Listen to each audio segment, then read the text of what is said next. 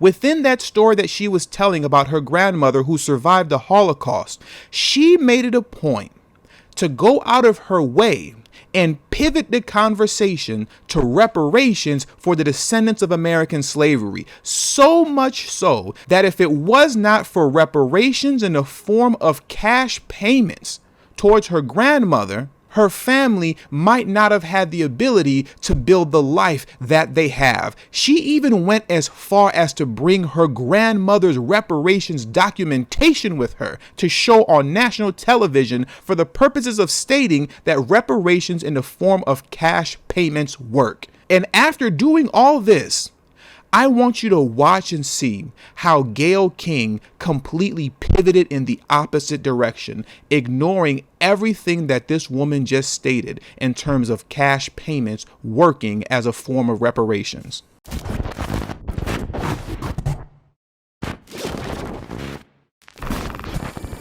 In my last video, I discussed how Black Americans, and to be more specific, the descendants of American slavery, are literally the only group of people in America who has absolutely no political representation. And this was proven very quickly by going through the about pages of multiple caucuses, such as the Congressional Hispanic Caucus, as well as the Congressional Asian Pacific American Caucus, to which both caucuses made it very clear that they are fighting to obtain legislation specifically for their respective groups and no one else. Yet within the opening sentence of the about page of the Congressional Black Caucus, they made it abundantly clear that they are not fighting for Black Americans, but for all so-called minorities and marginalized communities. Since its establishment in 1971, the Congressional Black Caucus has been committed to using the full constitutional power, statutory authority, and financial resources of the federal government to ensure that African Americans and other marginalized communities in the United States have the opportunity to achieve the American dream. The about page would further go on to say that their goal is to expand access to capital, contracts, and counseling for minority-owned businesses. Now, I want to continue to build on the fact that Black Americans have absolutely no political representation by coming over to the Congressional Black Caucus PAC website. And when you come to this website, you don't even have to go to the About page to see that the Congressional Black Caucus doesn't represent Black Americans, because they let you know this as soon as you hit the home page. All you have to do is scroll down a little bit, and right there it says the Congressional Black Caucus Political Action Committee, CBC PAC, raises the funding and support necessary to elect Black and non-Black allies to the United States Congress. We aim to, number one, support Black candidates and increase the number of Black members of Congress. Number two, support non-Black candidates who will champion the needs and interests of our own communities. Brothers and sisters, nobody's championing the needs of your own communities but you. If you think anybody else is going to champion your community, you're a fool. But I digress. And number three, inspire underrepresented voters to participate in the political process. What you have to understand is that the Congressional Black Caucus is actively working against its own community in order to help maintain our illegitimate system of governance. And as we speak, they are actively working to sabotage any hopes of the descendants of American slavery receiving pure reparations. And they are currently doing it through this bogus petition that you see right here in front of you.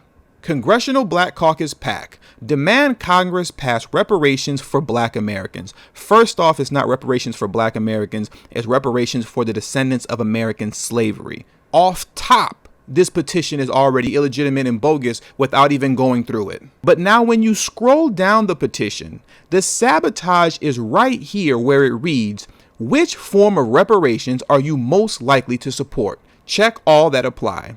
Free college, free housing, free health care, access to job opportunities, tax credits, grants, unsure, other. Brothers and sisters, where is the option for cash payments? You see, from Sheila Jackson Lee to Jim Clyburn and everybody else in between, they always make it a point to leave out cash payments and or minimize the need for it. They say foolish things like money won't take away the pain of 400 years of oppression. Or they say things like, look at the black on black crime and the way black folks are killing each other in the streets and in Chicago and in the gang banging. Money's not going to solve this. Look at the number of single parent households in the black community. Money's not going to solve this. Look at the literacy rate of young black boys. Money's not going to solve this. Okay, well, how about we test that theory out and see if it holds true? You see, the problem with cash payments is that you can't dictate the outcome. Nothing moves without money and nothing grows without money. When you have yourself a little money, you're now in position to be able to compete, to build, and to grow. You can afford to take a loss without completely destroying yourself financially, to which you can learn your lessons from the loss and bounce right back into the game. You might invest your money into some fourth industrial revolution technology and mess around and quadruple your reparations money within the matter of a year, depending on how the market goes. You see, it's not about the ones who will blow their reparations check.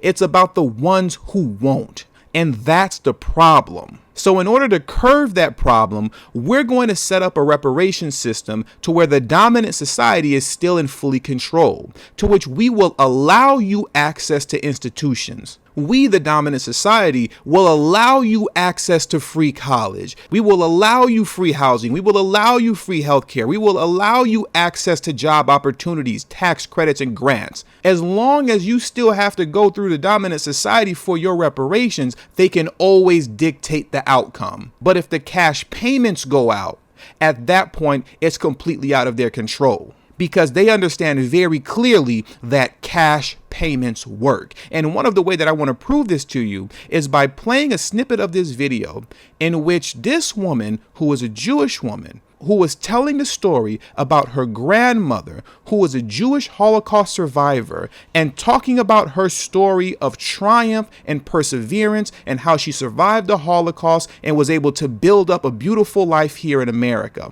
Within that story that she was telling about her grandmother who survived the Holocaust, she made it a point to go out of her way and pivot the conversation to reparations for the descendants of American slavery. So much so that if it was not for reparations in the form of cash payments towards her grandmother, her family might not have had the ability to build the life that they have. She even went as far as to bring her grandmother's reparations documentation with her to show on national television for the purposes of stating that reparations in the form of cash payments work. And after doing all this, I want you to watch and see how Gayle King completely pivoted in the opposite direction, ignoring everything that this woman just stated in terms of cash payments working as a form of reparations. No, I just wanted to thank you for sharing it. You know, we all have the responsibility of sharing these stories, and it's just really, this is a private family story, and it's an honor. It's an honor for it to be on the show. And I brought you one more thing because there's a kind of unusual document in my family that I wanted to show you. You know, there's a debate about reparations in this country now, and a lot of people say that they're impractical, they're impossible to implement. But, you know, my grandmother and that sort of stable, happy life you see her having is possible in part because she actually gets reparations. She gets hundreds of dollars each month from the German government. And I brought you one of the statements so that people could actually see that this is a real thing. Yeah, but I'm so fascinated why she can be so sunny, considering all that she has seen, to see the death of her brothers, the little nieces and the nephews that clearly didn't make it. I marvel at people like that, and I'm so glad that you brought this story to us. I'm very fascinated by your grandmother now. What did Snoop Dogg say again? Somebody please remind me what Snoop Dogg said about Gayle King again, because I mean, I forgot. You know, I forgot. So somebody please help me out with that in the comment section. The way that Gayle completely pivoted in the opposite direction is beyond disgusting, but it goes to show and prove that in this country, Black Americans have absolutely no political representation at all whatsoever. You have your own people who are satisfied with the crumbs that they are receiving from the dominant society, sabotaging the possibility and the hope of being able to receive reparations for the greater body of the descendants of American slavery at large. Now, what's even more interesting about this clip is that Gayle's co-host actually pivoted back to the reparations conversation. And in doing so, this made Gayle feel comfortable enough to talk about reparations, which goes to show that she is very well trained to dodge and deflect any conversation surrounding reparations, especially when we're talking about in the form of cash payments. But in feeling comfortable enough to have the conversation, she actually slipped up and asked the woman, could you tell us how much money your grandmother is actually getting? The moment the granddaughter started getting into the details of how much money her grandmother was getting every month, they immediately shut the interview down. Wow. Are you allowed to say how much the reparations are? Yeah, it's in the high three figure. Okay. It's in the high three figures per month, and so when you think about that month after month. Right. Yeah. No, it adds up. Jody, thank you for giving us. It's a lot of money. We've got to go, but such a powerful story. Thanks for being with us, and thanks for sharing it. We'll be right back. The producers must have been screaming in the ear of that man, telling him, shut this interview down right now. And this is why new Black media is so important. This is why this is so necessary. And this is also why it is extremely necessary that we do everything in our power to vote these anti-Black collaborators out of office and replace them with true grassroots brothers and sisters that are willing to fight for their people. So with all that being said, that does it for today's video. Please make sure you hit that subscribe button as well as the bell notification next to the subscribe button so you can be notified whenever I release a new video. Also, make sure you text tdhiphop to number 33222. That's tdhiphop to number 33222. That way you'll get a direct text notification whenever I release a new video, but it also serves as a protection plan for myself in case YouTube ever gives this channel the axe. I'll be able to send you a direct link to where you can find me next. All social media links will be pinned in the comment section below. And last but certainly not least, the number one way you can show your support through this channel is through Patreon. For only $3 a month, that will help put me in position to be able to take TD Hip Hop Media off of YouTube. Remember, the goal is not to grow big on YouTube, but to grow independent of YouTube. And also, do not forget to join the emailing list. The link will also be pinned in the comment section below. If you don't join the emailing list, if you don't join the text group, then there's no way that I can truly go independent because I have to be able to take my audience with me. And if I can't do that, there is no such thing as independence. So with all that being said, thank you for your time. And until the next video, peace.